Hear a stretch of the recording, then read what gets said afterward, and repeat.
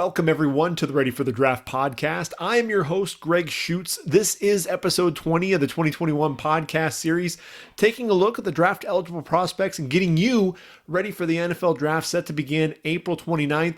Now look, last episode, we took a look at the first 16 picks in the first round, and the teams that held those first round picks really wanted to see what their first 3 rounds look like in the draft. So from Jacksonville down to Arizona, we went ahead and took a look at those first 3 rounds. And over the course of that podcast and this podcast, we'll be taking a look at a total of 106 picks, really talking through some of that decision-making process, what the teams are really thinking of, and who might be the better fits for those programs in a lot of those positions. So we're going to go ahead and jump into things right away. We've got a lot to cover, a lot of picks left to discuss. So we're going to go ahead and jump right in right away. And the Raiders hold the 17th overall pick in the draft. And now we know the story with the Las Vegas Raiders. Almost called them Oakland, but I didn't. The Las Vegas Raiders, look, they started off the season looking like they were destined for the playoffs. 6-3 start. Wound up limping in at the end, just 2-5 to close out the year. 8-8 finish. Yes, they finished second in the AFC West, but ultimately did not make it to the playoffs. But look, they showed some life. I think Derek Carr's coming back as their quarterback. And for those of you that say, well, Derek Carr is not a guy that can get him to the playoffs, I think that's bogus. Over 4,000 yards, 4,103 to be exact, 67.3% completion percentage, 27 touchdowns, just 9 interceptions. It's a 1.7% interception rate. When you look at the offense, 7th in passing yards, 7th in interceptions, and this is a team. Look, they were also 8th in total yards. In a rushing game that look, they put the ball in the end zone, 6th in the league in rushing touchdowns. But the defense, my goodness, the defense, 30th in points allowed, 25th in total yards, 26th against the pass. This was a defense that really struggled to get anything going. So I think really what you're going to see is Mike Mayock and John Gruden and company really focusing on the defense. It wouldn't surprise me if the first 3 picks were all defensive players. So when we look at this and we really study things, obviously the pass rush needs to be addressed. Max Crosby, set the pace with 7 sacks. This dude, former 4th round pick, 17 sacks in his 2 seasons. Really looking like a steal there in the 4th round coming out of Eastern Michigan. But the former 4th overall pick, Clelin Ferrell, managed to only bring down the quarterback twice and really has struggled to really make a name for himself there. So you could definitely see them looking for a guy like Kwity Paye, Gregory Rousseau, Azeez Ojulari to potentially beef up that pass rush. I think there's also a need at the defensive tackle position. You look at Jonathan Hankins, Malik Collins, they're both free agents. Maurice Hurst is entering the final year of his deal as well, and the Raiders couldn't stop anybody up the middle. That defense was really porous, especially on that defensive interior. They need a dominant 3 technique, and Christian Barmore absolutely looks the part. If you listen to the last podcast that I already have Barmore going to Jacksonville, so there's already a spoiler alert there. But look, Vegas invested in that linebacker position heavily last season with the additions of Nick Kwiatkowski and Corey Littleton. And while the former did a decent job in coverage, it was Littleton who struggled mightily in 2020. You bring in Gus Bradley, you bring in the cover 3 defense. Littleton may have a chance to redeem himself, but I think you think of Mike Mayock, you think of guys that he really wants performing at big name schools. He had the connection to Notre Dame when he worked for NBC covering the Fighting Irish. And I'm looking at Butkus winner Jeremiah Owusu-Koramoah. Now, a lot of people have him, in their 20s in their overall board. I look at Jeremiah Owusu-Koramoah, and he's not quite on the level of Isaiah Simmons in terms of the athleticism. In terms of the size, athleticism comparison. But what I do see with Owusu-Koramoah, yes, he's 6'2", 215 pounds, so he's got that body type to where he almost looks like a safety. But one thing that you can say about Owusu-Koramoah, JOK, is that you've got a defined position for him. He's played that rover there at Notre Dame, a linebacker. He's very versatile. You can play him just about anywhere in that defense. And when you watch him play, he has that sideline to sideline ability, has a knack for getting after the quarterback, bends so well coming off the edge as a blitzer, and he's one of the most athletic linebackers in coverage. You watch him play. I watch him line up on the outside, and he's lining up against receivers, and he's getting depth and making plays deep. And so when you talk about that, a linebacker that has that type of versatility, the Raiders, it would behoove them to consider JOK, and he just feels like a Mike Mayock type pick. So that's why I have him coming off the board there, 17 overall to the Raiders. Now, when you look at the second round, I talked about that defensive tackle position, and I'm looking at Davion Nixon out of Iowa. He could very well come off the board in round number 1. Let's not get that twisted. He's a phenomenal player, a junior there for the Hawkeyes, 6'3", 305. But if he does fall to round number 2, I think the Raiders have to jump on him right away. He's as disruptive as they come, wins at that point of attack with that explosive burst, plays with a real low pad level, excellent hands. He's got a really nice swim move. You'll see a nice rip as well. This is a guy, 15 and a half tackles for loss. He's very explosive, getting up the shooting gaps and getting into the backfield. But that disruptiveness doesn't stop there. As a pass rusher, he reminds me a lot of Geno Atkins. That ability to shoot gaps, get off blocks, win with leverage, and get downhill to the quarterback in a hurry. That incredible athleticism he also showcased on that interception that he took back 71 yards to the house against Penn State. This guy's athletic. I think because of that athleticism and the playmaking ability, his ability to be not only a run stuffer, but also be a guy that can be disruptive as an interior pass rusher, collapsing the pocket from within, he could very well be a first rounder. But if the Raiders can land him in the second round, they absolutely have to pull the trigger on him. And then that leads me into round number 3. We talked about the pass rush. We know, hey, look, 21 sacks all season long. I mean, that's just disappointing and really depressing. And really, only outside of Max Crosby, only free agent linebacker Nicholas Morrow with just 3 sacks was the only player to finish the season with more than 2.5 sacks. That's not going to sit well with Mike Mayock. So I'm looking at Rashad Weaver out of Pittsburgh, 6'5", 270, teamed with Patrick Jones II to form one of the more formidable duos in all of college football. Registered 9.5 sacks in his first 2 seasons, went down with that ACL tear in 2019, returns 7.5 sacks, 14 tackles for loss. This is a guy that doesn't just rush the quarterback. He also plays well against the run, which is something that the Raiders need. They don't just need situational pass rushers. They need guys that can be 3-down players. And I think Rashad Weaver can absolutely do that. He's not a one-trick pony. He can set a strong edge, does a good job reading and reacting, and chases the ball carrier down from behind as well. So when you look at that, you're talking about the Raiders, and you're talking about a linebacker, defensive tackle, defensive end with their first 3 picks.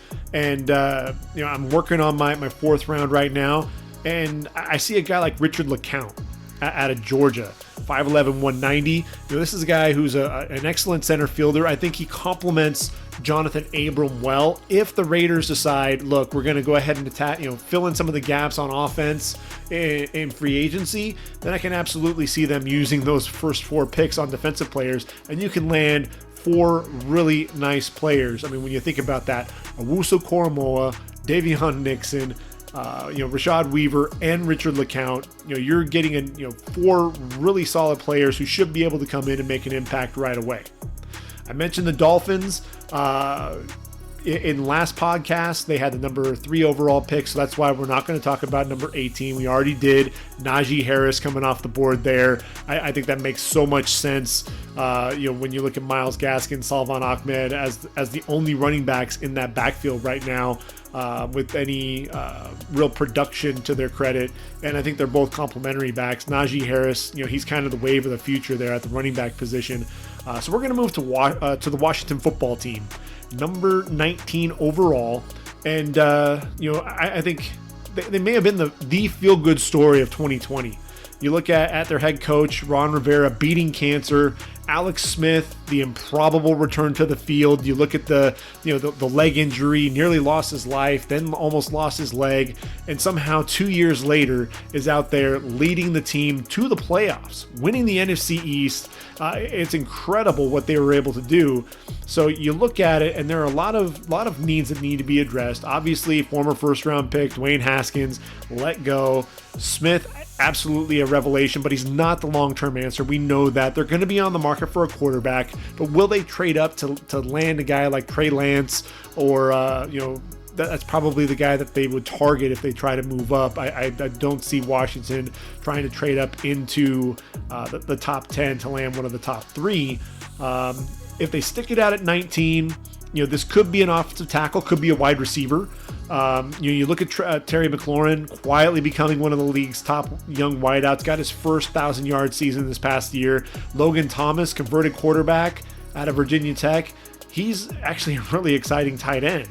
Then you look at the rest of the receiver group, and I wrote this in my mock draft online. I said basically the rest of the receiver group was held with scotch tape and bubble gum.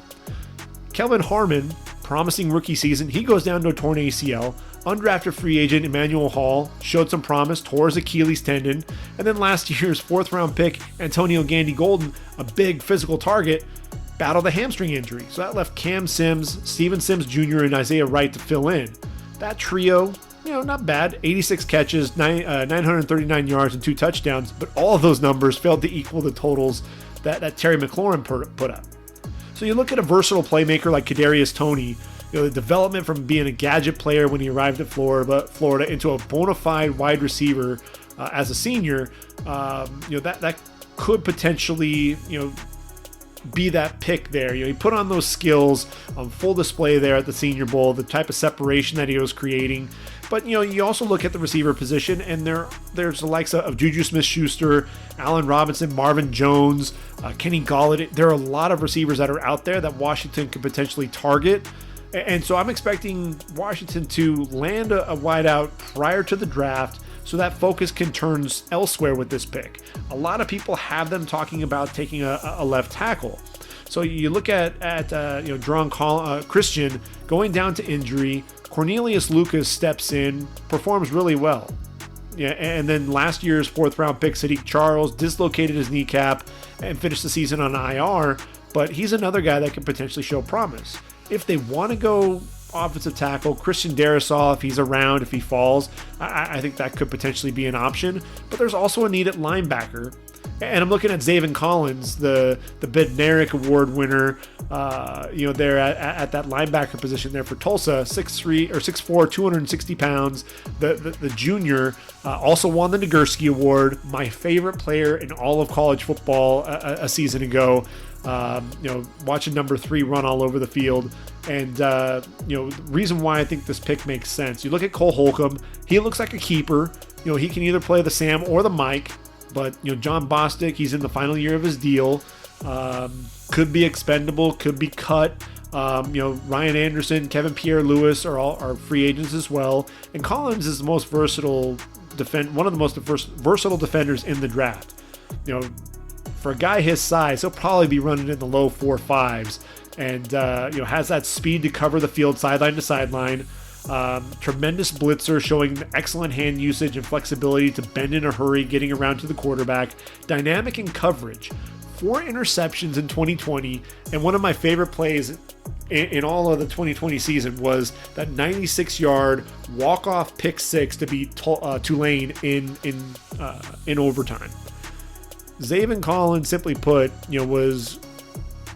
had probably one of the best seasons for a linebacker that I've seen in a little while, just because nobody really talked about him at the beginning of the year, and really as things kept going throughout the season, he was making plays and people still weren't really talking about him. It really took that full body of work. It took everything. He had to show up every week as a group of 5 linebacker.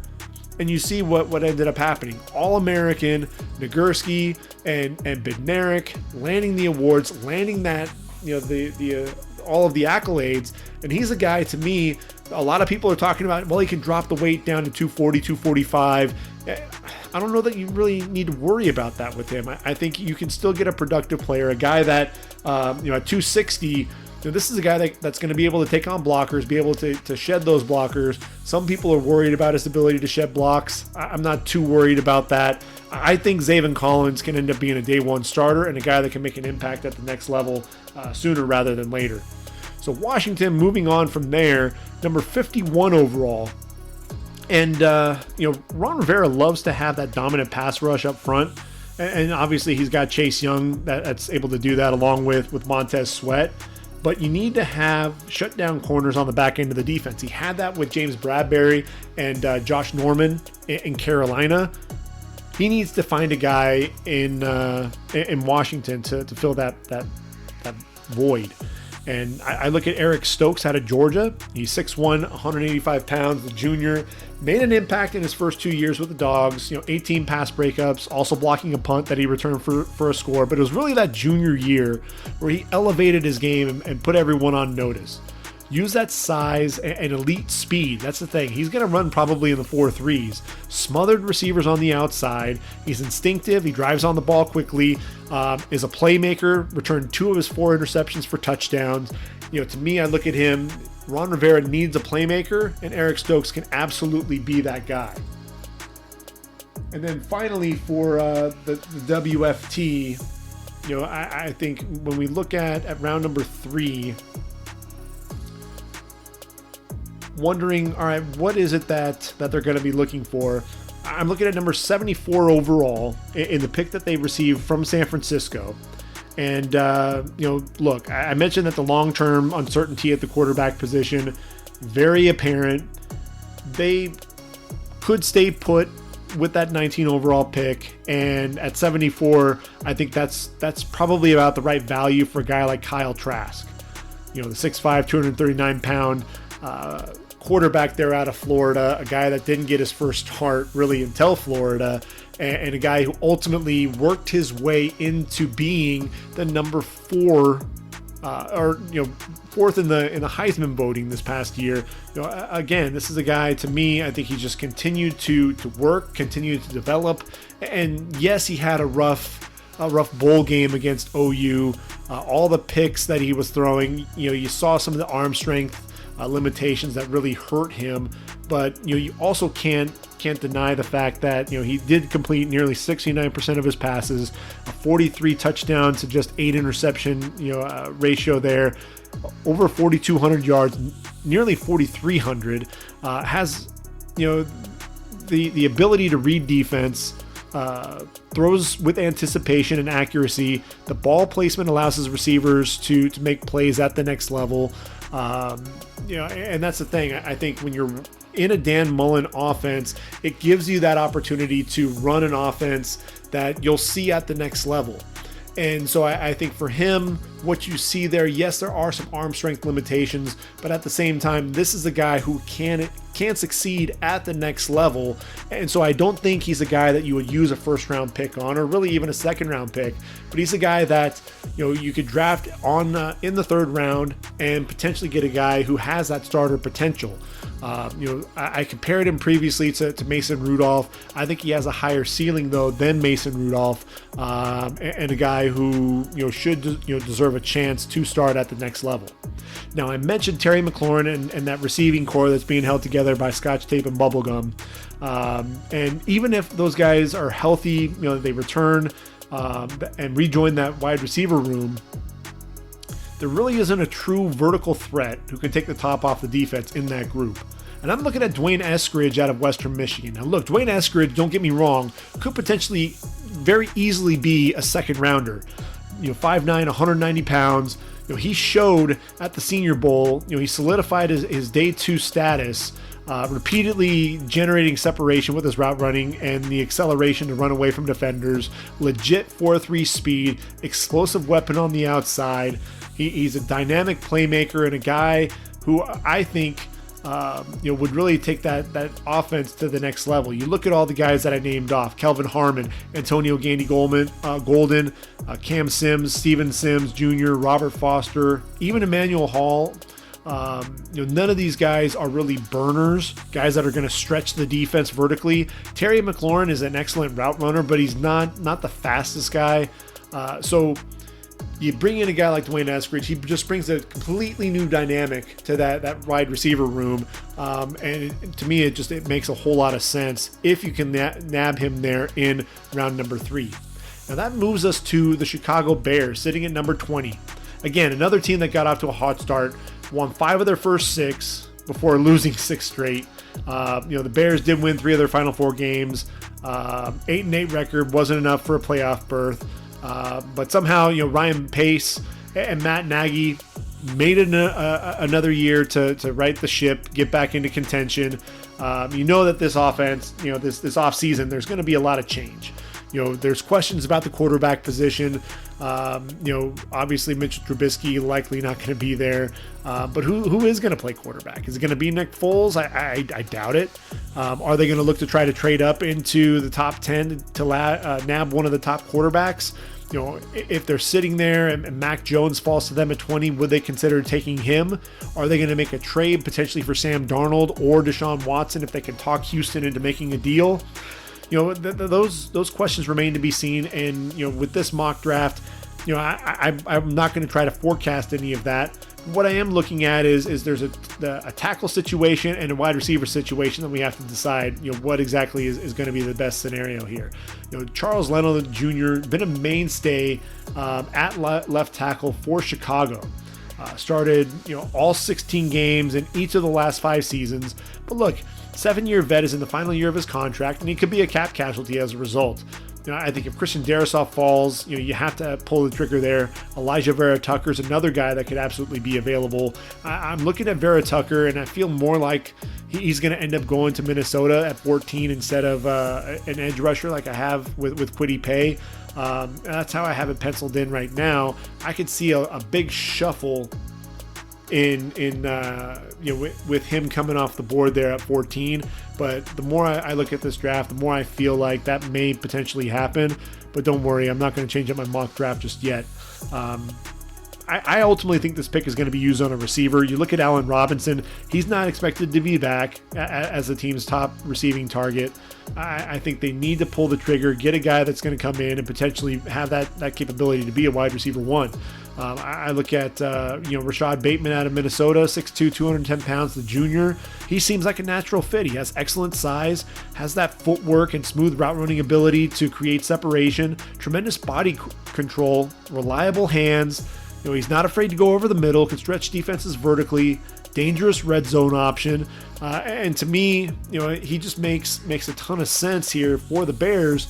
This could also be Kadarius Toney, but I look at Rashad Bateman, and he feels like he has that potential to be, a go-to wideout at the next level. The big question is going to be, what's he going to run with that 40 time? I haven't seen. I just always think back to Anquan Boldin, a guy who a lot of people were expecting to potentially come off the board in round number 1. And because he runs in the 4.7s, ultimately Anquan Boldin falls all the way to round number 3. And, we know the rest is history with Anquan Boldin and what he was able to accomplish at the next level.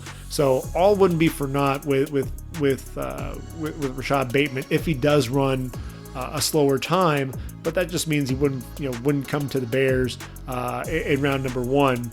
But I firmly believe that he is going to run in probably the low to mid 4.5s, which will be enough, I think, to get him drafted here in the middle of round number 1.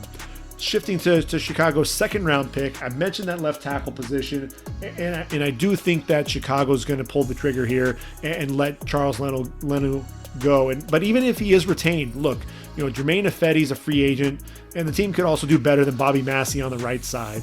And I look at Alex Leatherwood out of Bama, 6'5", 310. There's a reason why he was the Outland Trophy winner this past season. Most dominant. He was the most dominant offensive lineman on probably the most dominant offensive line that kept Mac Jones upright and paved the way for Najee Harris.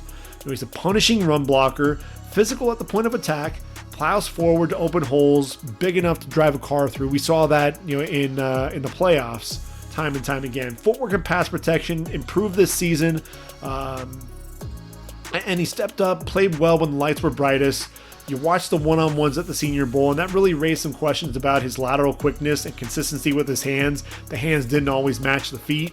I think that's ultimately what's going to push him to round number 2. And the Bears, look, if they like what they saw during the season with Alex Leatherwood, you can't just rely on a little bit of film here or there.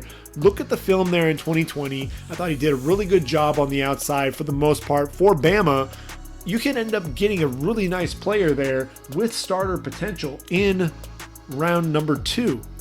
Now, shifting to round number 3, 84 overall, you look at the Bears, and Sean Gibson's a free agent, and if he's not brought back, man, imagine Talanoa Hufanga, the 6'1", 215-pound junior out of SC, pair him next to Eddie Jackson.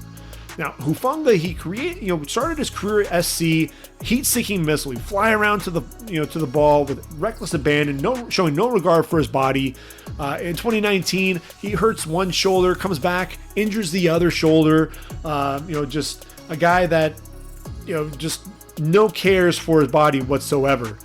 But what he also showed was that innate ability to quickly diagnose plays, come downhill in a hurry, and make a play on the football. And once he locked onto his target, man, he'd slip blocks, he'd run alleys, he'd wrap up the ball carrier in the open field. But he missed parts of each of those first 2 seasons with the Trojans. As a junior in 2020, he didn't miss a game. He did a much better job playing under control. That's really the biggest thing at the end of the day. He was able, the game really slowed down for him because he was playing under control. Not only was he playing downhill against the run, he was also an effective blitzer, both bending off the edge and shooting through the A gap. So you saw that coming from him with both of those, but also tremendous against the pass, picking off 4 interceptions to lead the team. And maybe most spectacular of those picks was against Washington State. Undercut a crossing route, reached behind him with his right hand, tipped the ball in the air to himself. Then on his return, hurdles a player, takes the ball 37 yards down inside I think it was like the 5-yard line, sets up 1st and goal for the Trojans. All-American honors, Trojans' first Pac-12 Defensive Player of the Year since Adoree Jackson in 2016. Eddie Jackson, look, he was a playmaker himself, for the Bears so far. 10 interceptions, 3 of which were returned for touchdown in just 4 seasons. So you pair 2 playmakers on the back end, I think that'd be a lot of fun to watch. So I think Chicago, it just seems like a match made in heaven to me. Indianapolis sitting at number 21. Here's the deal. Phillip Rivers retires, you bring in Carson Wentz as your new quarterback. So how are you going to protect him? That's going to be one of the questions. Anthony Costanzo, it feels like he's been manning that left side forever. He was a 22nd overall pick in 2011, played in 144 played in 144 games over that span.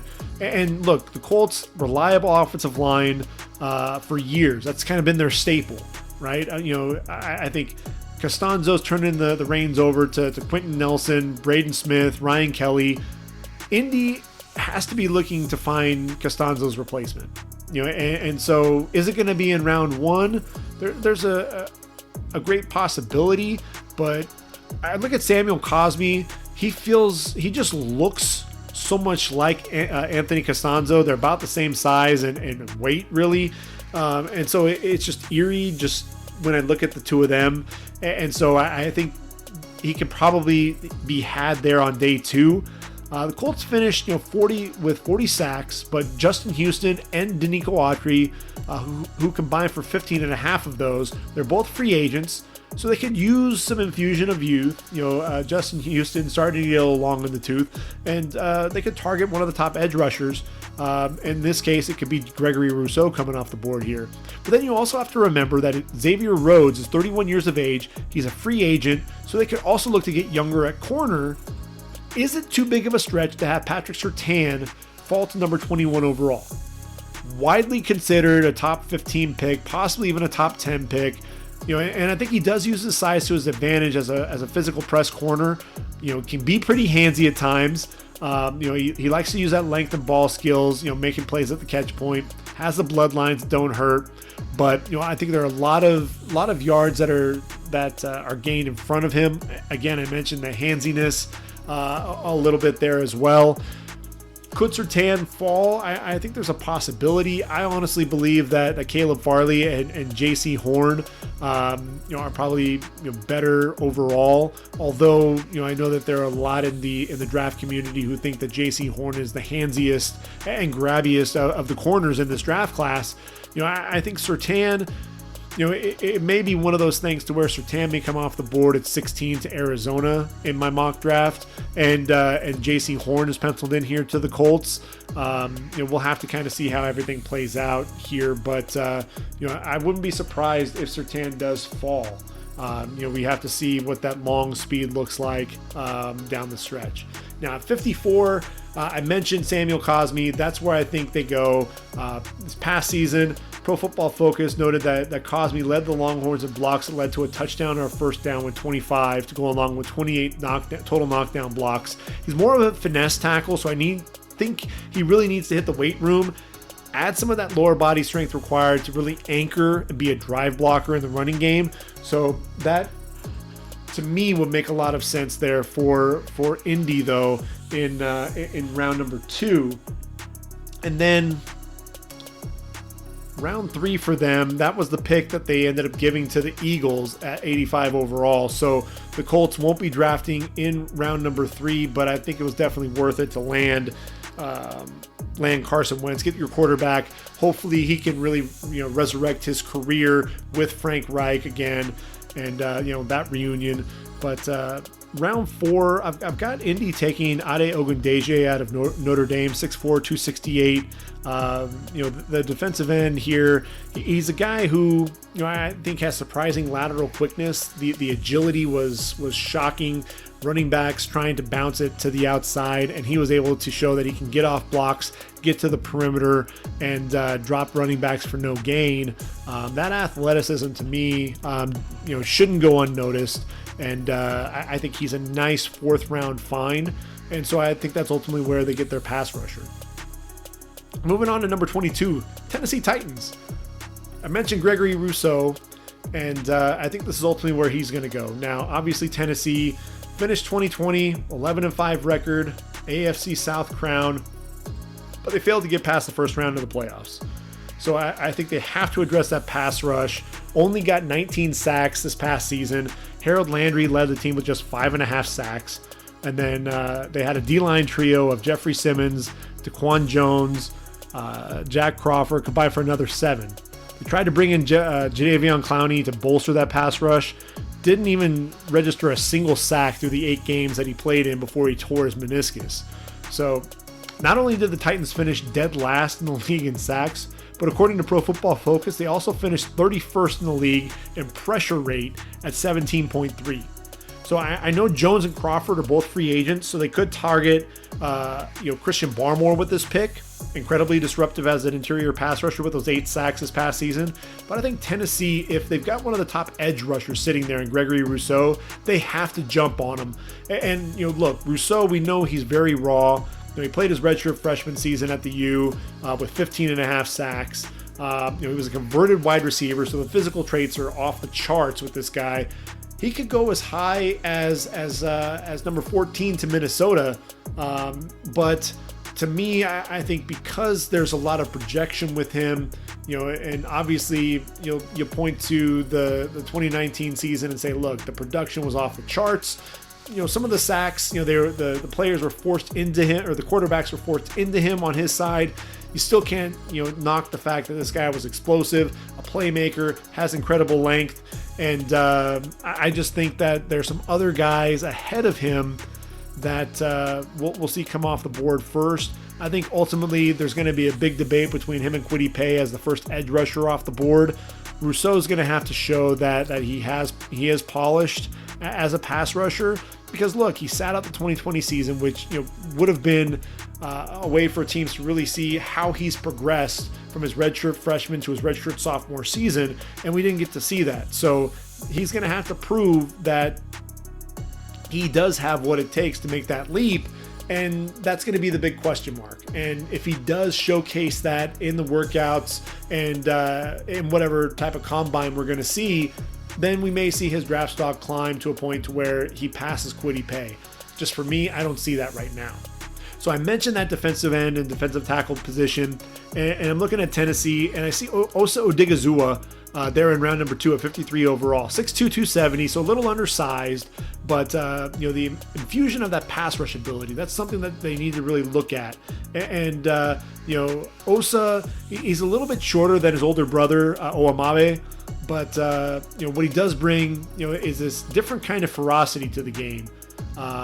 He really makes up for it for this tremendous power in his hands. He attacks that offensive lineman, gets those hands into the chest plate of that offensive lineman, and then gets them off balance, drives them into the backfield.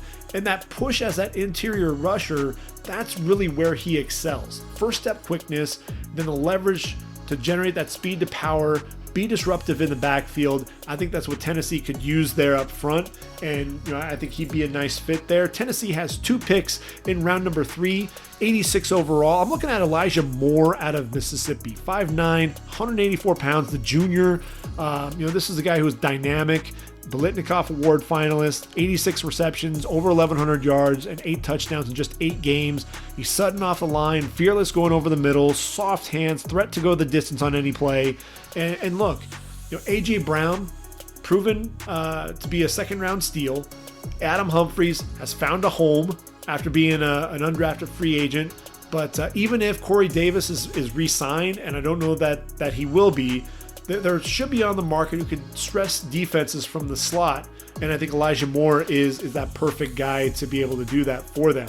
And I mentioned that Tennessee had 2 picks in round number 3. I'm looking at 101 overall, one of their compensatory selections, and Paulson Adebo, the corner out of Stanford, 6'1", 195, opted out of the 2020 season. And look, the last game film that everyone saw on him was 2019, where he got picked on a lot of double moves. He was baited a lot by the offense. Really a polarizing prospect. And when he burst onto the scene as a freshman, or I believe it was a redshirt freshman. He was a former 4-star wide receiver recruit, so he had that understanding of routes and showed those elite ball skills. And so he was driving on footballs, making plays, and really the world had to take notice. And in his first 2 seasons, yes, 8 interceptions, 27 pass breakups, but man, he gave up a lot of big plays, and he just struggled with some of the nuances of the cornerback position. I think the playmaking ability. Look, he's a top 50 player from a playmaking ability standpoint, but he still, is learning. He got exposed a little bit. He's got to learn a little bit more. I think that the traits are enough to allow him to be a day 2 pick. I think Tennessee could potentially end up getting themselves a steal here in round number 3. So, moving on from Tennessee, the Jets had the 23rd overall pick that they took from Seattle. And they had them taking Azeez Ojulari to get themselves a pass rusher, considering both Jordan Jenkins and Terrell Basham combined for just 5.5 sacks. They're both free agents. Maybe one of them comes back, but I really don't know. They need to be a little bit more productive. I think Basham probably comes back, but Jordan Jenkins just has kind of been a bust at the next level. So moving on to 24, the Pittsburgh Steelers, and I'm looking at Elijah Vera Tucker out of SC. 6'4", 315, top-rated guard, and a guy who also could play tackle. That versatility could get him drafted, like I said, as high as number 14 to Minnesota. I think they have to protect Big Ben, 38 years of age. If I'm looking at the Steelers, he'll be back for a final season. But when you look at the offensive line, this is something. This is why Elijah Vera Tucker makes a lot of sense for the Steelers. Alejandro Villanueva, the left tackle, and the left guard Matt Filer, they're both free agents, right? So you have those issues, and then you look at Marquise Pouncey. Marquise Pouncey, he's already retired, as well. So you've got a lot of issues there up front. David DeCastro's in the final year of his deal, so that's also a problem. So, I think the offensive line is really the way that they should be going with this pick. If we don't look if they don't look offensive line, you look at Juju Smith-Schuster, James Conner, Bud Dupree, all free agents. So you could potentially say, okay, Azeez Ojulari could team with Alex Highsmith to replace Bud Dupree opposite TJ Watt. Travis Etienne could potentially come in to provide some much needed versatility to the running back position, replace James Conner. You could draft one of the receivers, potentially Terrace Marshall to replace Juju Smith-Schuster. But look, Vera Tucker, if he's on the board, man, that versatility. And then also look, I've been talking about this. He was USC's Offensive Lineman of the Year in 2019, lining up at left guard on a line that also included Austin Jackson, the 18th overall selection last year, who was the left tackle. And then this year he kicks out to left tackle, earns first team all Pac-12 honors, and showed some pretty clean tape. So he could fill in for Villanueva or Filer, take over for either one of them if either one walks in free agency.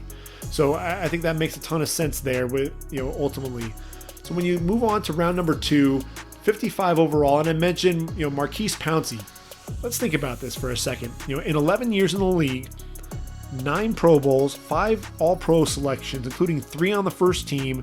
Marquise Pouncey, also named to the 2010s All-Decade team. His next stop will be Canton. When you look at that, you break everything down, I think Marquise Pouncey belongs in Canton with what he's been able to do. But you're looking to now replace that mainstay on that line, and at that center position, I think they have to land that. He's been that guy. They haven't had to worry about a center since 2010 when Pouncey was drafted number 18 overall. I look at Creed Humphrey, 6'5", 315.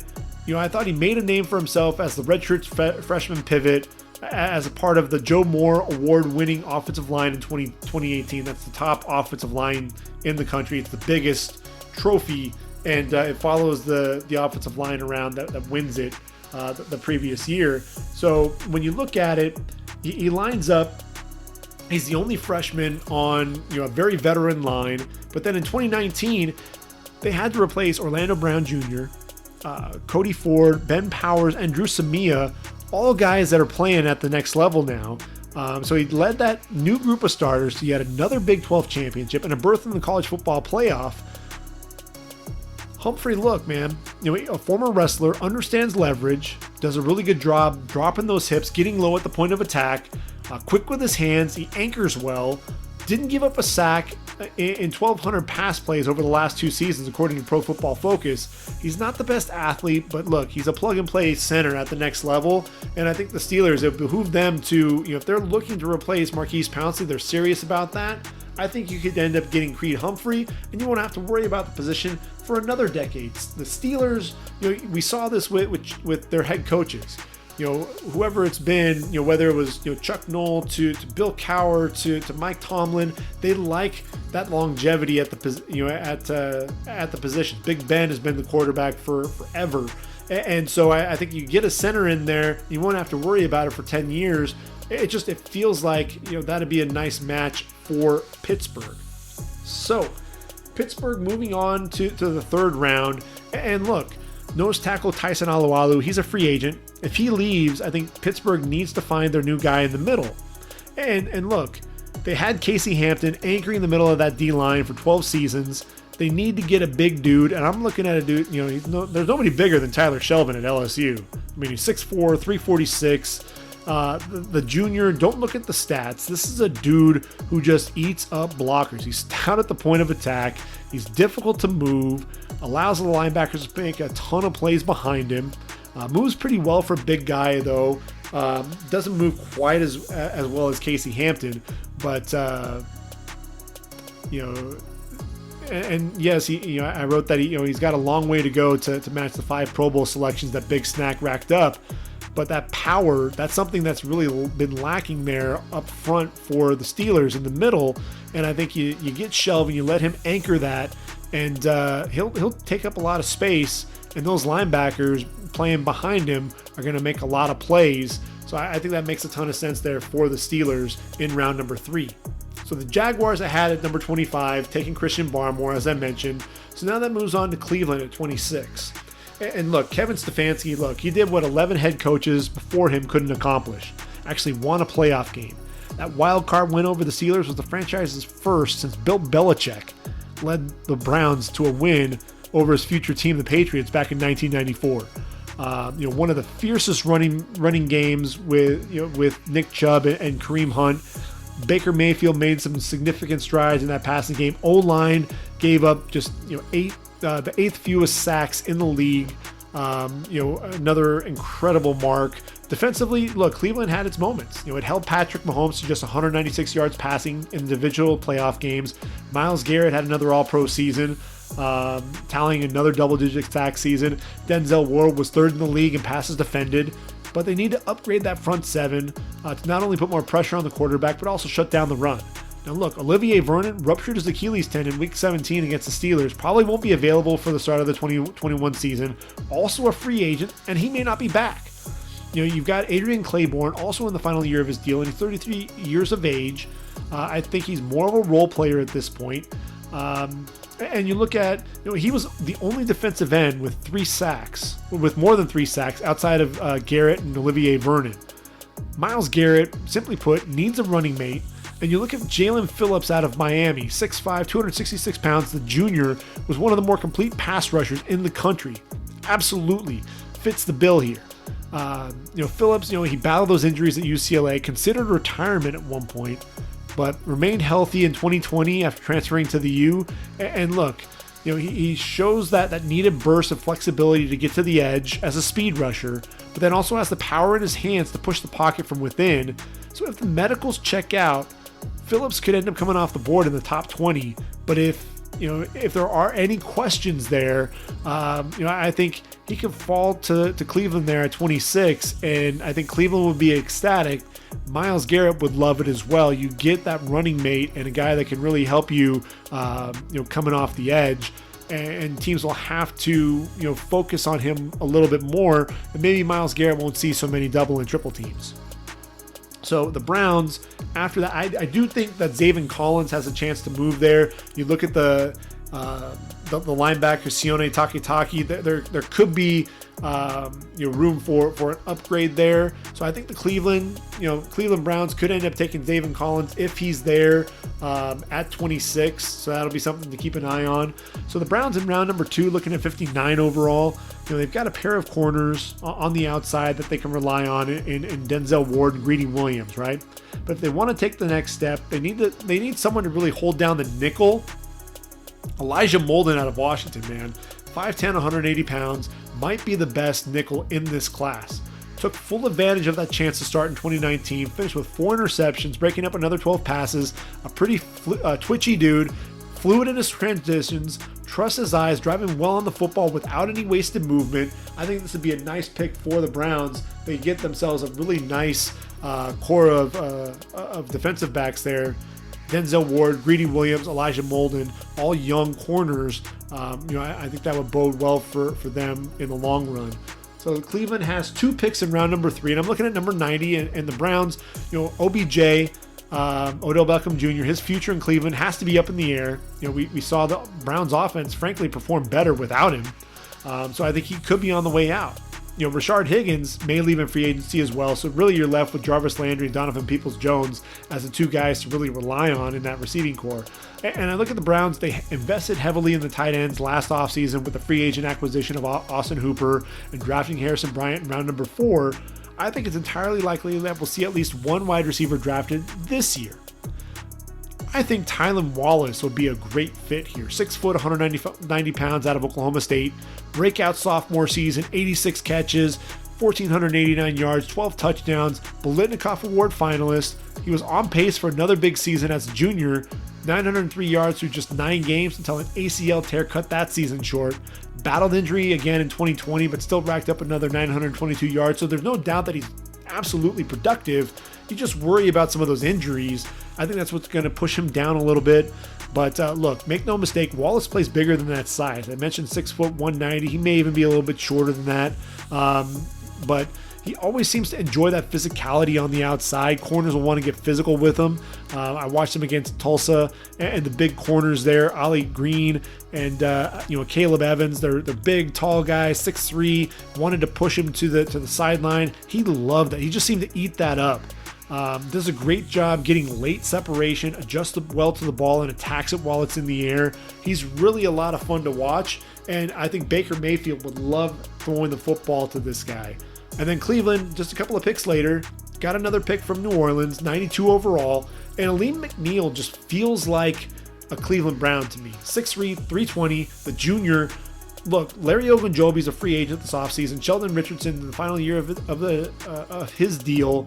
So I think they do draft another defensive tackle, even if Ogunjobi is brought back. McNeil, athletic dude, has the tools to be an interior pass rusher, 10 sacks in just 3 seasons with the Wolfpack. But look, maybe the most impressive play that he put up was probably one of the best plays from a big man that we've seen. Came against Virginia. He saw as many as 3 blockers in his face, but he kept his eyes on the quarterback, got into the throwing lane, tipped the ball in the air to himself, and returned it 18 yards for a touchdown. That level of athleticism, imagine putting that in there, especially if you've got Jalen Phillips and Myles Garrett on the outside. That's only going to help that pass rush that much more. I think Aleem McNeil just makes a ton of sense there to Cleveland in round number 3. Baltimore sitting there at number 27. So the Ravens, they can go in a number of directions as well. They have the league's top rushing attack, 191.8 yards per game, but the passing game finished at the bottom of the league rankings. They were so starved for weapons that they actually brought in Dez Bryant, who hadn't actually played since 2017.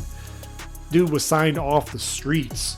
Marquise Brown, leading receiver. Miles Boykin didn't emerge as a team was expecting. I think Devin Duvernay showed some promise. He's going to have his role expanded in 2021.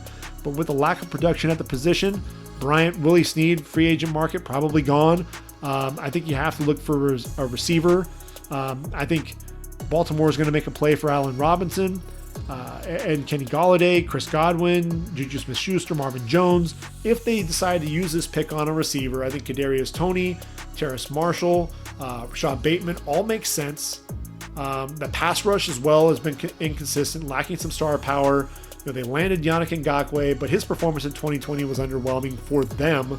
Matt Judon led the team in sacks with just 6, which is the lowest total for a Ravens sack leader since Elvis Dumerville's 6 sacks in 2015.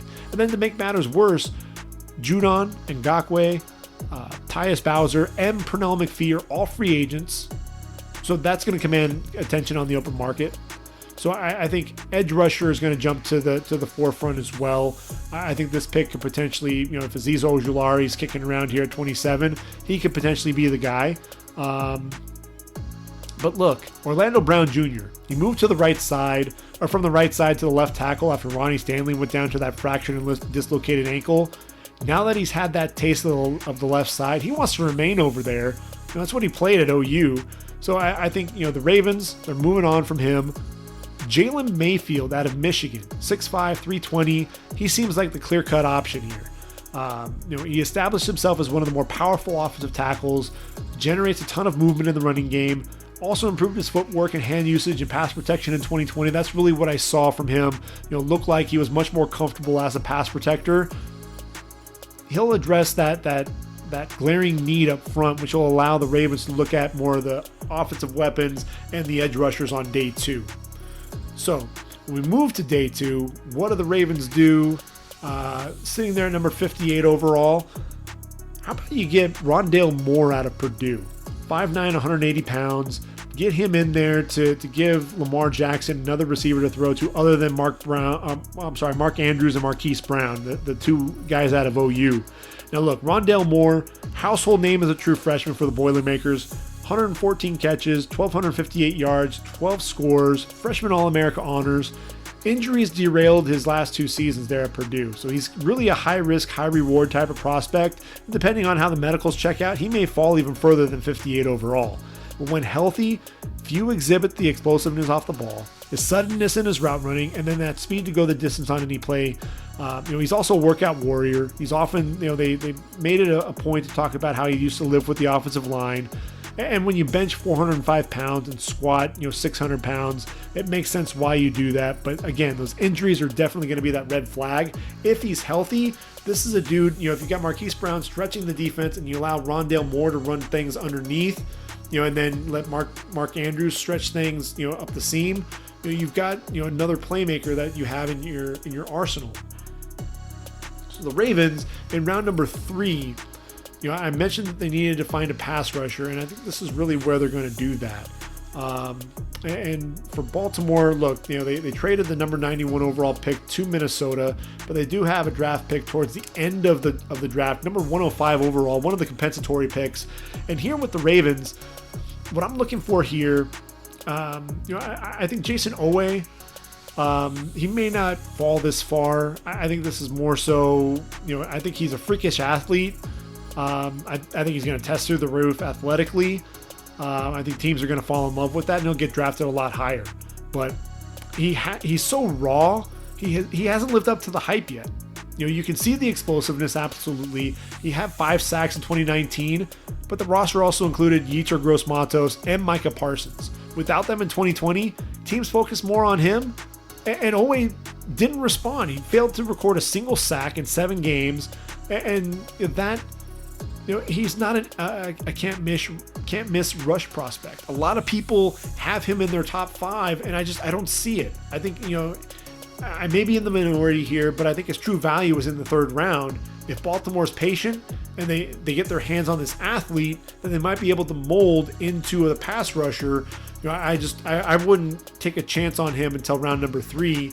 And, I think the Ravens, if they play their cards right, they can get their tackle and their receiver in the first 2 rounds and then potentially make a play for Owe there in round number 3. Moving on to 28, the New Orleans Saints.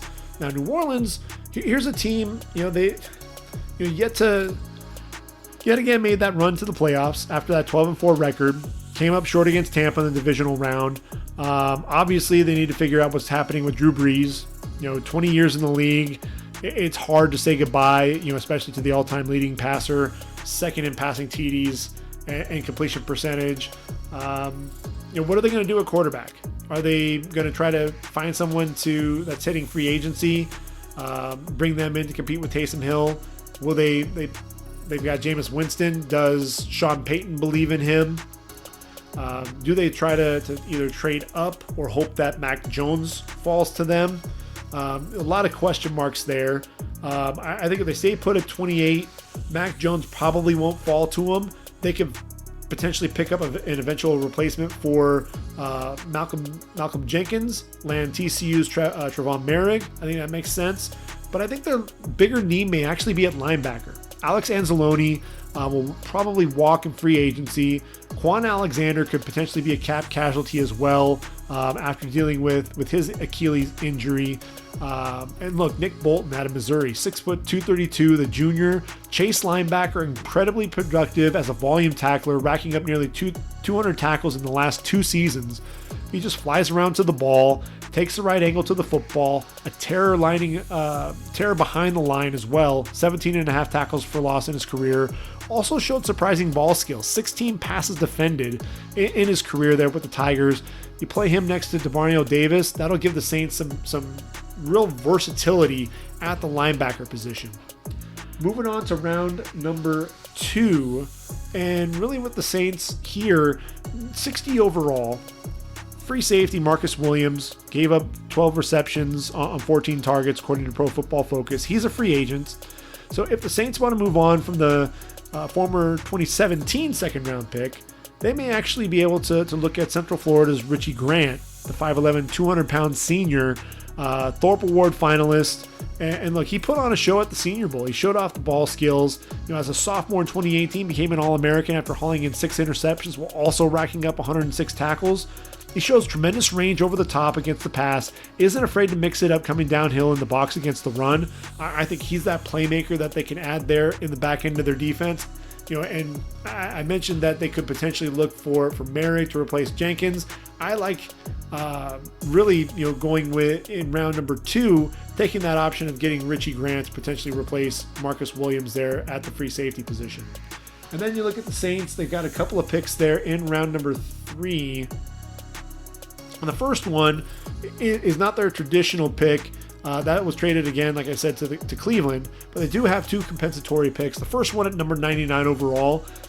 I've got Shatarius Atwell, better known as Tutu Atwell, coming off the board here. And look, Michael Thomas battled that injury and suspension, limited him to just 7 games. So you really got to see what the other receivers could do.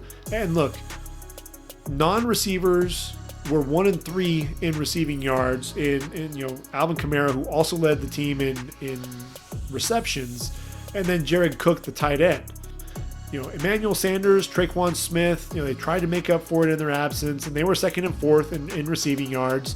I think Thomas, you put him in there with Smith, Sanders, Kamara, plus undrafted free agent Marcus Callaway.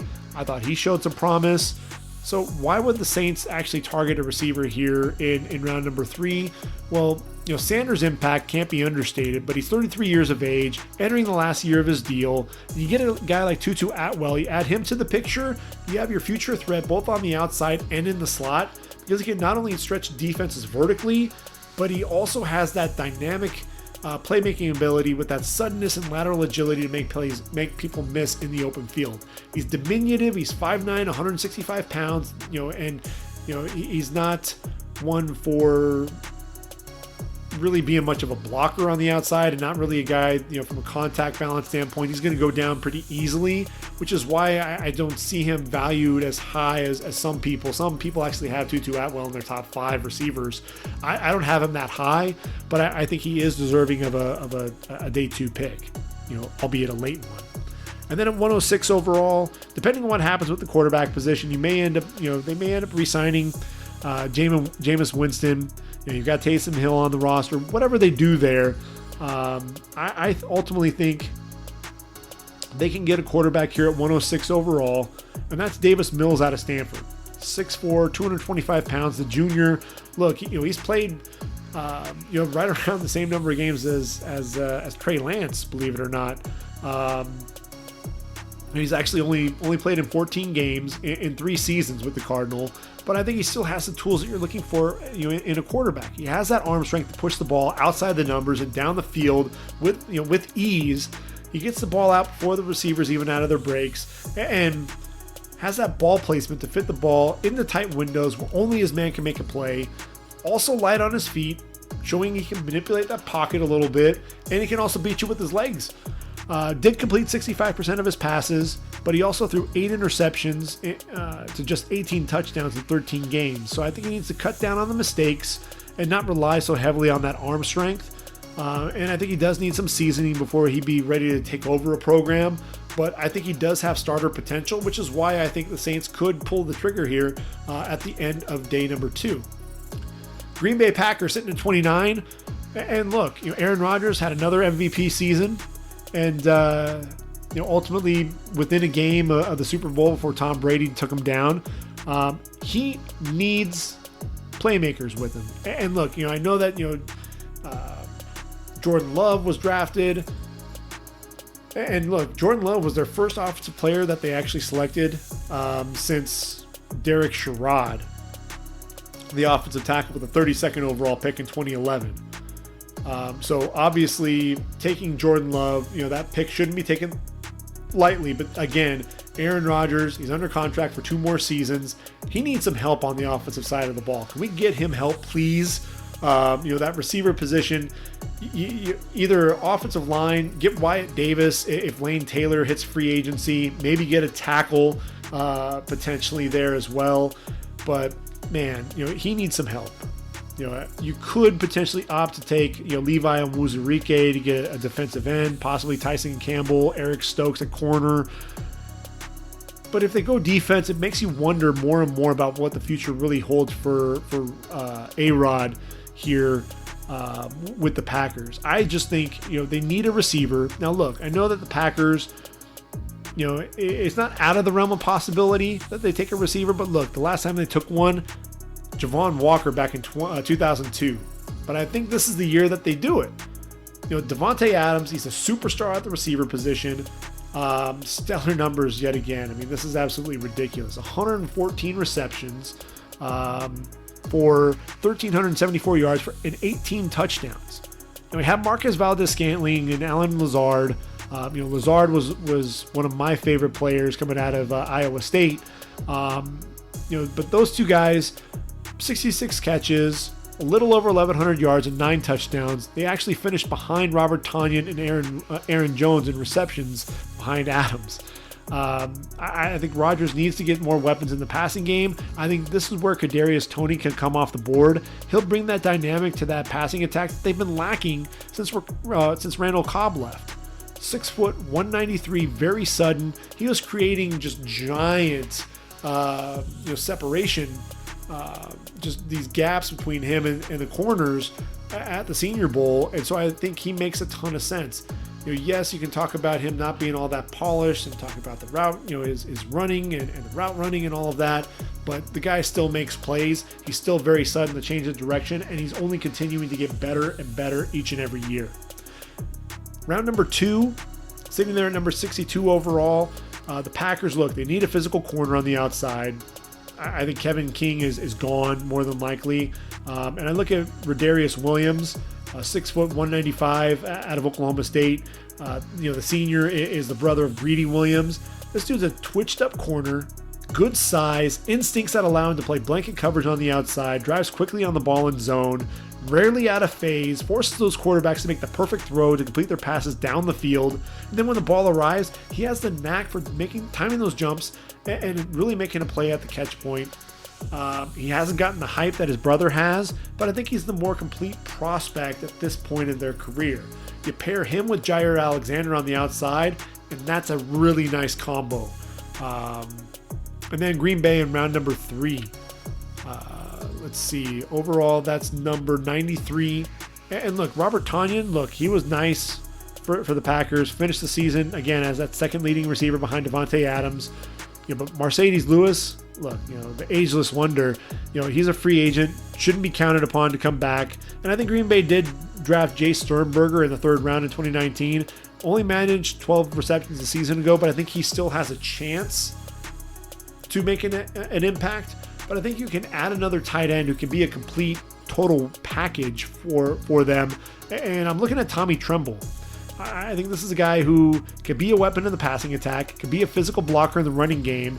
And look, he punishes defenders in that run game. It can really help out Aaron Jones, but he also has that athleticism up the seam as a receiver.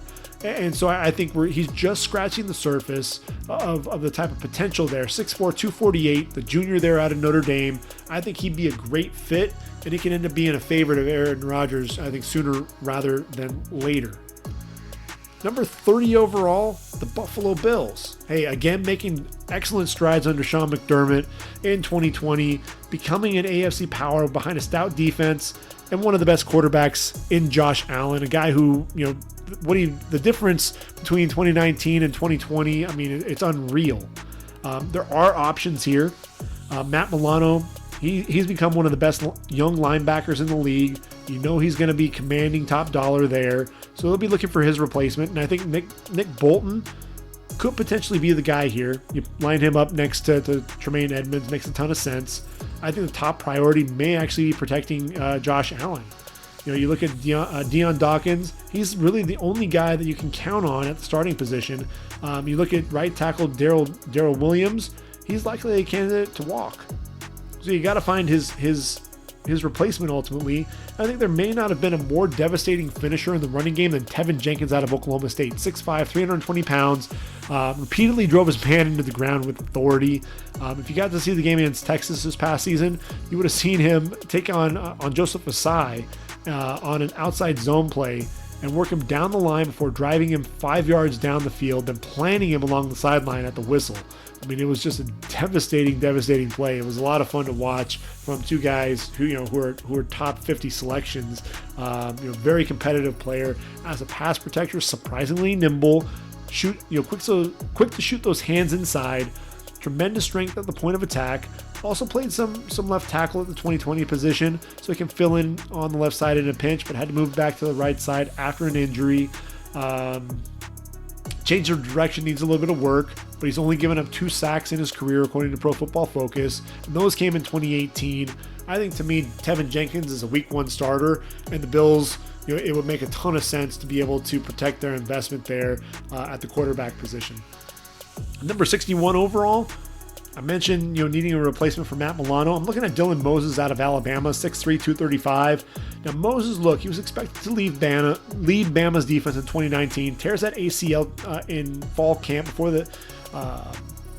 his season was done before it even began. I thought in 2020, you saw the leadership skills, but he lacked that explosiveness that he showed.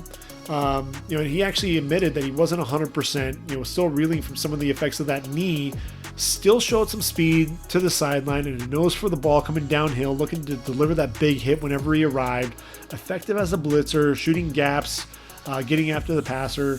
But he played out of position, man. I mean, he seemed to get lost dropping into zone coverage. I think you line him up at will, let him fly around to the football, let him pair with Tremaine Edmonds, and he'll fill a void that I know you're probably going to have to fill with Matt Milano commanding top dollar in free agency. And then at 94 overall in the 3rd round, Dawson Knox, look, I'm not going to call him a bust just yet, but he's really still trying to feel his way through the NFL. Tyler Kroft, also a free agent, managed just 18 catches in 2 seasons with the team, so I don't think he's coming back.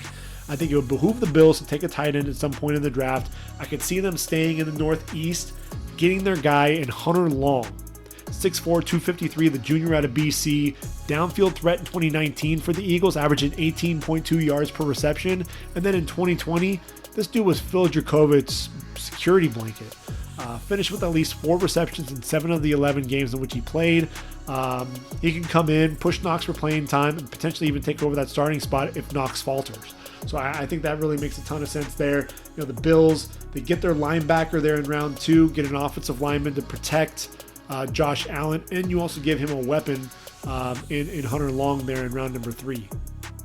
Now we get to move on to the Super Bowl opponents. KC sitting there number 31 overall, made another run there. Explosive offense, opportunistic defense. I think the defense, ultimately, you got to move the needle here, and you got to find somebody, some guys there on the defensive side of the ball. I think, L'Jarius Sneed, 4th round steal from a year ago, but I think they could find another corner. Bashad Breeland, Travarius Ward could potentially leave in free agency.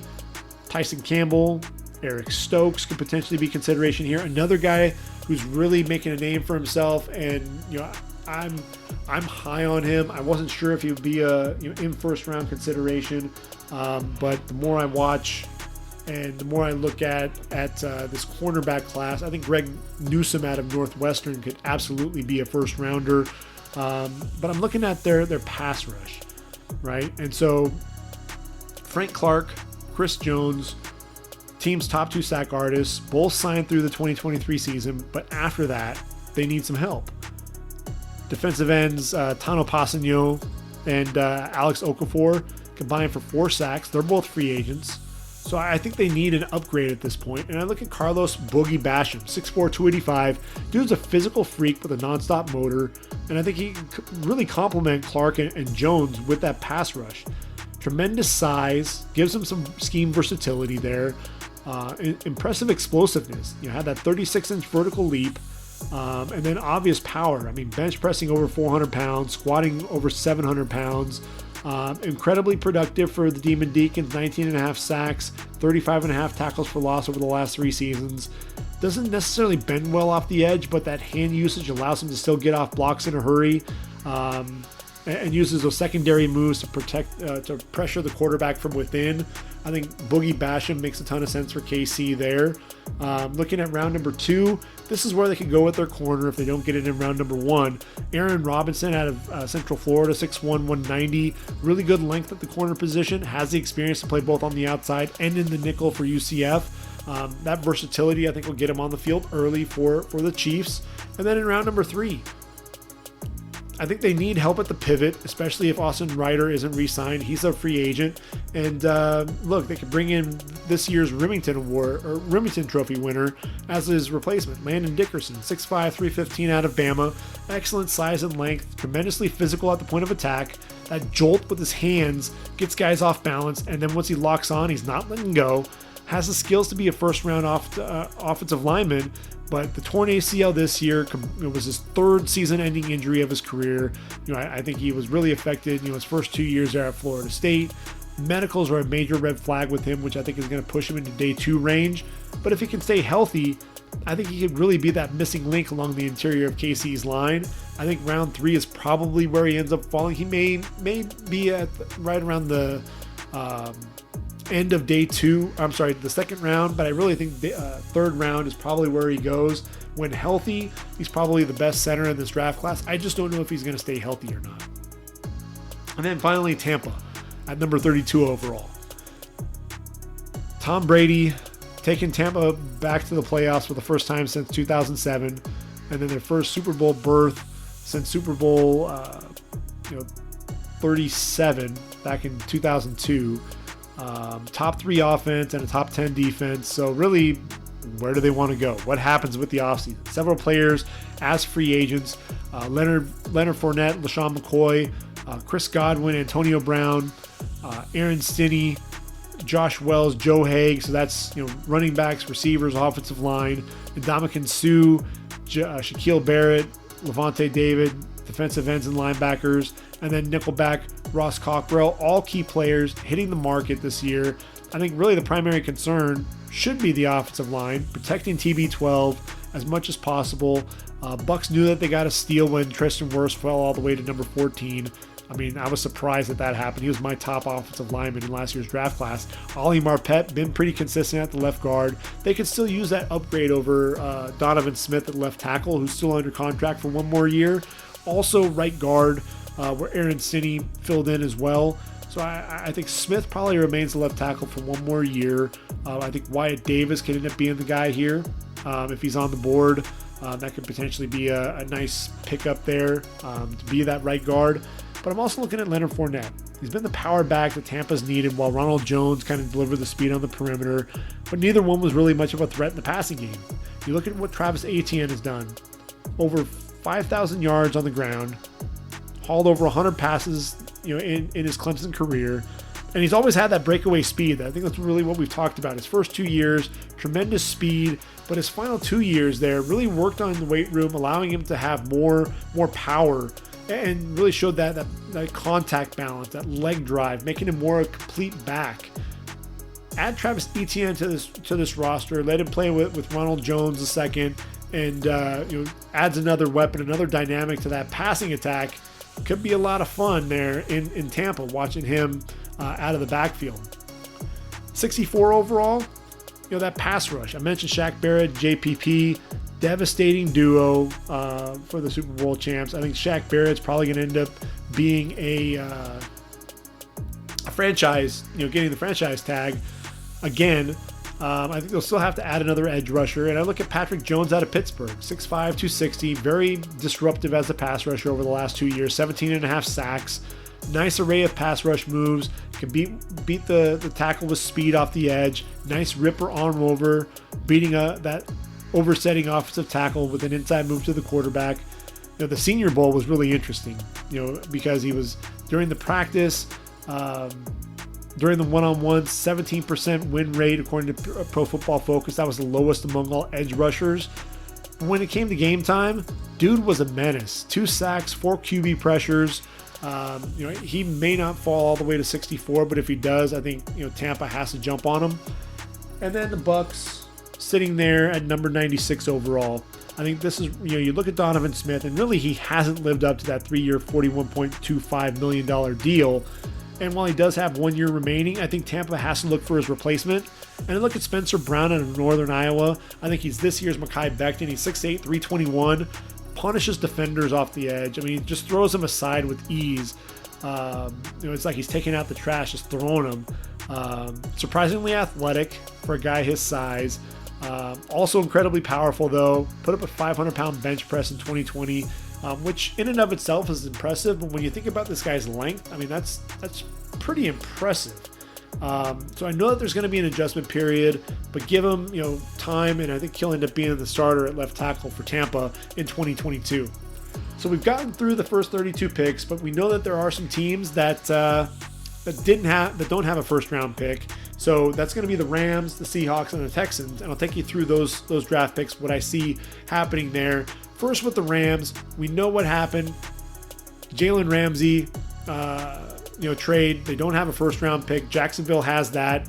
The Lions are going to have the first round pick for the next 2 seasons. So really what you're looking at is a second round pick here. And at 57 overall, I think the Rams have to go linebacker. They've been in desperate need of a linebacker for some time. And I'm looking at Jabril Cox out of LSU being that guy. 6'4", 231. He took 3 of his 9 interceptions for touchdown in his career.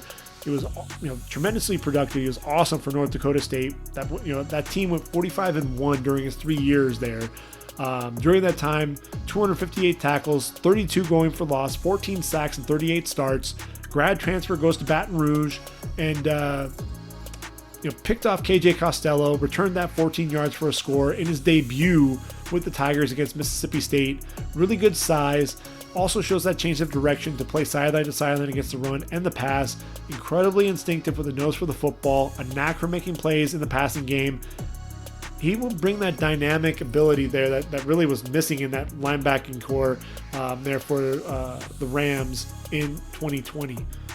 Now moving on with the Rams, they've got a couple of picks there, the compensatory picks in round number 2. So when we look at the Rams, because they traded this year's pick to the Lions, so 102, I'm looking at James Hudson. And James Hudson a lot of people are talking about him being a second rounder. I think there's still some raw, he's intriguing.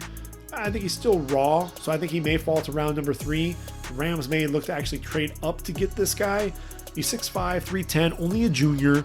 I'm looking at Andrew Whitworth, and look, that knee injury kept him out of action for 7 games, able to return for that playoff run. And, but look, Whitworth, he's 39 years of age. He's got 1 more year. I think, Father Time's on his doorstep. That might be his final season.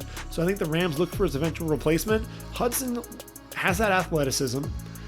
He is incredibly raw, but I think he can sit behind Andrew Whitworth, one of the league's best offensive tackles, and learn from him. And I think that'd really be tremendous for his growth overall. And then at 104, just 2 picks later, I think the Rams have to look at a receiver potentially. Why? Well, Robert Woods, Cooper Kupp, and then Van Jefferson, who had a nice rookie season, they're coming back for 2021, but their lone rangy wideout, Josh Reynolds, is a free agent. And if he's not brought back, I think they could target another big target. And there are few that would play bigger than Seth Williams, 6'3", 211 pounds, the junior out of Auburn, presented the mismatch on the outside, using that big frame to box out defenders, use that length to climb the ladder, high point footballs, attacking the ball in the air. And I think one of the things that he really did well was on those back shoulder throws, adjusting to the football, making it virtually impossible for the corners to get outside, even in tight coverage. So those are my picks there for the Rams. We look at Seattle. Now the Seahawks, also without a first round pick, traded that away to the Jets in the Jamal Adams trade. Their first pick is at 56 overall, and they have to protect Russell Wilson. We know his relationship with the organization's on the rocks, and if it doesn't change soon, it may not be repairable. I think they have to look at that line. He was sacked 399 times in 144 games. According to ESPN's stats and information research, that's the most of any quarterback since the AFL-NFL merger in 1970. And then Pro Football Focus noted that he was pressured on 38% of his dropbacks, and his 2.3 interception rate was the highest since his rookie season. So if Seattle really wants to mend things with their disgruntled quarterback, you address the offensive line. Dwayne Brown, the left tackle, he's 35 years of age, entering the final year of his deal, so you have to imagine that they're going to be looking for his replacement. Mike Upati, free agent, now he's retired. I could see Seattle trading up to get a guy like Wyatt Davis. Will he fall to 56? It's a bit of a stretch, but with the way my mock plays out, that's kind of where he is. Wyatt Davis, 6'4", 315, one of the more consistent interior linemen in this year's draft. Wide base, anchors well, makes him difficult to be moved off his spot in pass protection. Tremendous power and a lot of movement generated in the running game. So I think he makes a lot of sense there to Seattle in round number 2. And then with Seattle after that,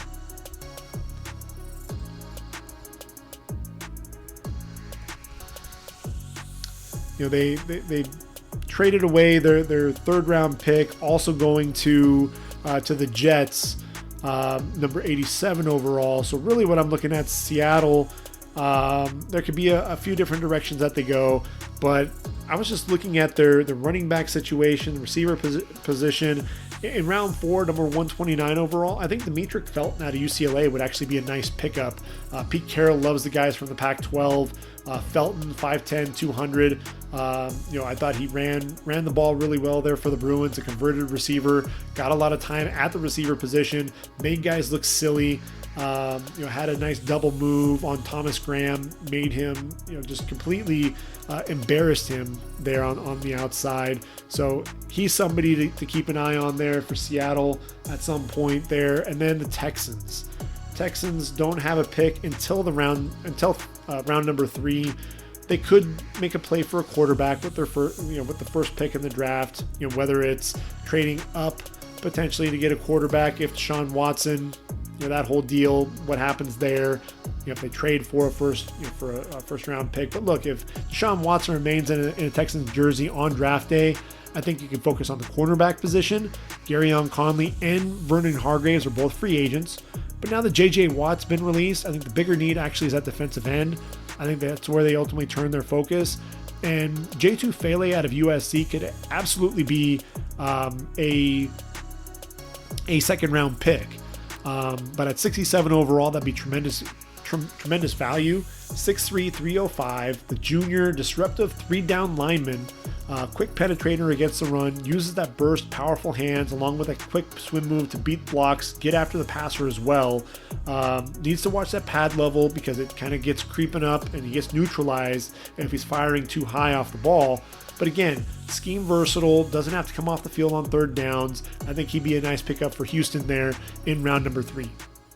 So between episodes 19 and episodes 20, we've covered 106 picks for all 32 teams. And, I'm going to continue to refine my mock draft. I'm going to go ahead and I'm working on round 4, see if I can get round 5 put together as well. And I'll get those released out onto the website. Round 3, I need to go ahead and get on there as well. I need to explore, what it would look like if Elijah Vera Tucker comes off the board at number 14 overall. Do I have Patrick Surtain valued at the right spot there at 21? He's one of those guys, either you love him or you hate him. There are a lot of different moves that you got to decide on. I think Kyle Pitts as well. Do the Eagles take him at number 6? Does Cincinnati take him at number 5? They could use a tight end. He's one of those intriguing guys as well. If he at number 6, then could it be, Devontae Smith that falls to the Giants at 11? When you hear a guy like Devontae Smith talking about how he prefers Mac Jones to Tua Tagovailoa, does that then, with Miami, does Miami say, you know what, maybe we go with Jamar Chase at number 3? In which case, I think, you could see Devontae Smith end up falling to either number 6 to the Eagles, potentially number 7 overall to the Lions, or to number 11, ultimately coming off the board there to the Giants. I don't think he gets past the Giants there at 11, but there are a few teams that would be on the market for him. So it'd be interesting to see how all of this plays out over the course of the next couple of months with free agency. But look, Alshon Jeffrey was also released there by the Eagles. Zach Ertz they haven't made a move with him yet. So that may signify that the Eagles are going to be targeting a receiver at number 6 overall. But again, it's still too early to tell exactly what's going to happen, what moves are going to be made. So that's part of the beauty of this whole pre-draft process. We'll continue to bring that to you. I think from here, the next group of podcasts that I'll be putting together, we'll be taking a look position by position. We'll take a look at the top players, top 10 for sure. And then look at some of those other players that we should be talking about as well. Either guys that might be a little overrated, some guys that are flying under the radar, some late round gems, possibly even some undrafted free agents as well. So we'll take you through position by position, take a look at that, and then by that point I'll have another mock draft. We'll be into free agency at that point. I'll have another mock draft that we can go ahead and break down as well. Maybe we'll get weird at some point and play things by the numbers again. So we'll see what everything happens. But until then, everyone, we're going to go ahead and call it a podcast for now. This has been the Ready for the Draft podcast. I've been your host, Gregg Schutze. Please check out readyforthedraft.com. I'm going to go ahead, like I said, and get the website updated with all of my mock draft content as well. And until next time, everyone, take care, and I am out of here.